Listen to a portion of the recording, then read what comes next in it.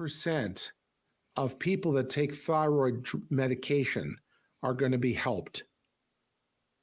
The other 83% are never going to be helped. And that's a lot of people. Imagine that. If you have thyroid disease, the medications are not going to be effective in 83% of all cases.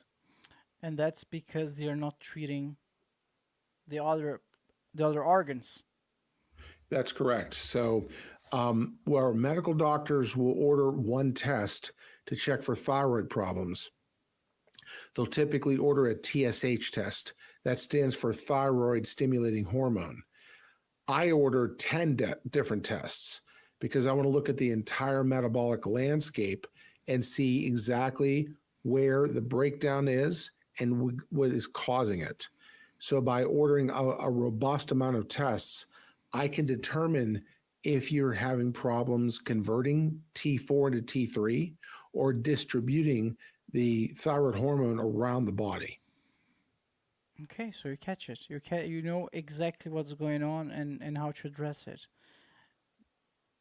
All That's right. correct. Yeah, that sounds ideal. Isn't that the standard? No, the standard of care, which is done by medical doctors in the United States and in Europe, is to test for TSH. If you ask nicely, they may order a free T3 test.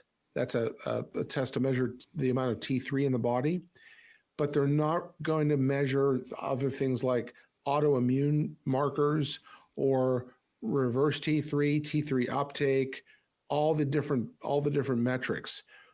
And so if you don't test for everything, you're going to guess. I don't like to guess with people's health. I like to know exactly what's going on by ordering objective lab tests. And these are simple blood tests. They're known by every lab in the world.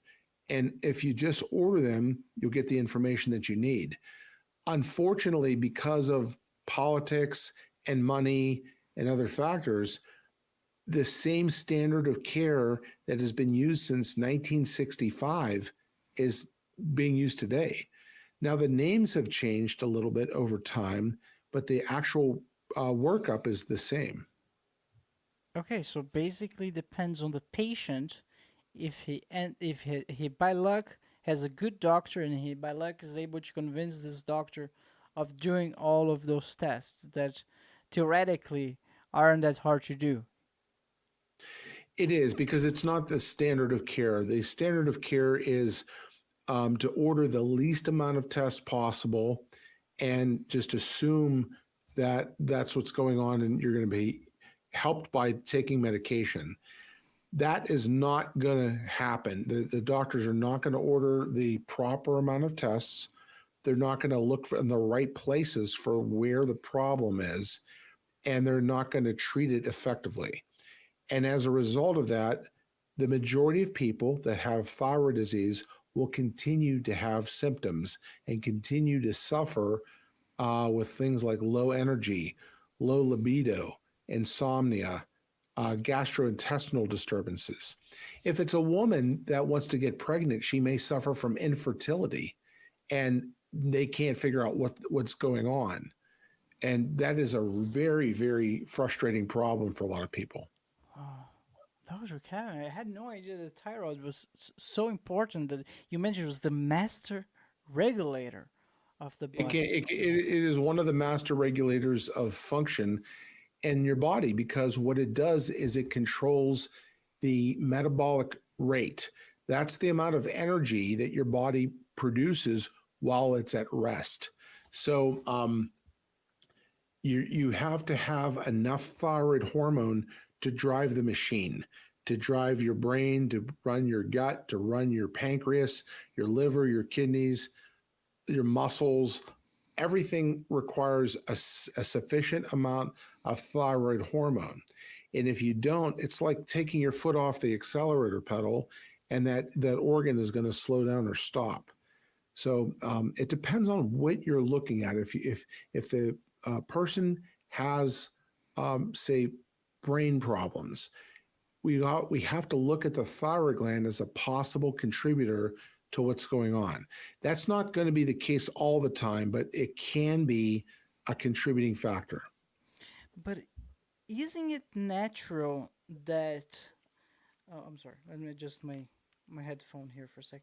Isn't it natural that over time we all lose some energy throughout, like as we age? Isn't that kind of expected and natural? It's very common, but it's not normal Oh, to lose energy. It's very common for people, especially in this day and age, where people eat a lot of highly processed food, or they eat a lot of sugar, or they eat other types of things that are not very healthy for them. They can't produce a sufficient amount of energy. The thyroid could be one of many issues that can cause low energy, but it's a very, very common problem, and it has to be properly worked up to see what's going on. There's a relationship, for example, between the thyroid gland and autoimmunity, which is where your blood cells, your white blood cells, actually start to attack your own body and cause all kinds of problems.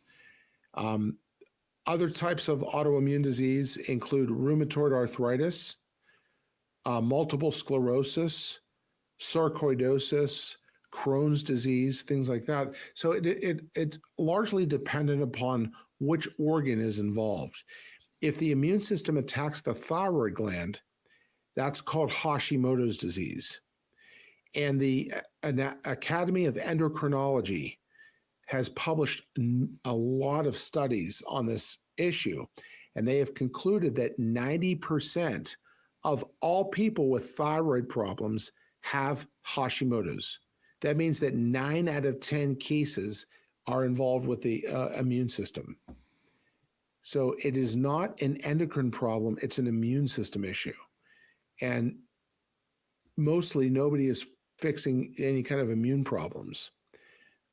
You go to see an endocrinologist, or you go see your primary care physician, your family doctor, and that guy is going to order one test. He's going to order a TSH and then make conclusions based on that one test. In my opinion, that's an insufficient amount of information. hmm.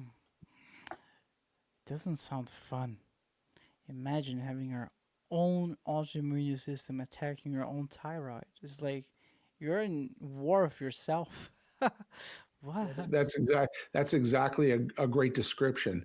So, what autoimmunity means is that your your immune system